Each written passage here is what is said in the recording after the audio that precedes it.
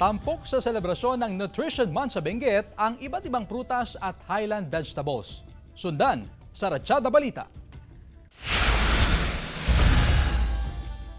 Binuksan na ang mga nutrition booth sa provincial capital ng Benguet na bahagi ng pagdiriwang ng Nutrition Month. Tampok dito ang iba't ibang highland vegetables and fruits na sariling ani ng mga magsasaka sa lalawigan. Nariyan din ang mga processed food at iba pang produkto.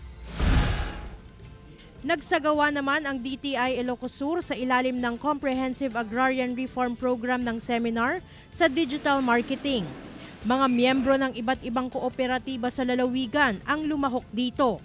Karagdagang kaalaman, kasanayan at estratehiya ang itinuro upang mapaganda at mapalago pa ang kita ng mga kooperatiba sa lalawigan. Aabot sa higit 280,000 pesos ang sisingilin ng SSS Ilagan Branch sa 9 na delinquent employers sa Ilagan City sa Isabela. Maliban sa hindi pagbabayad ng contributions, 2 sa 9 na employers ang hindi rehistrado sa tanggapan ng SSS sa syudad.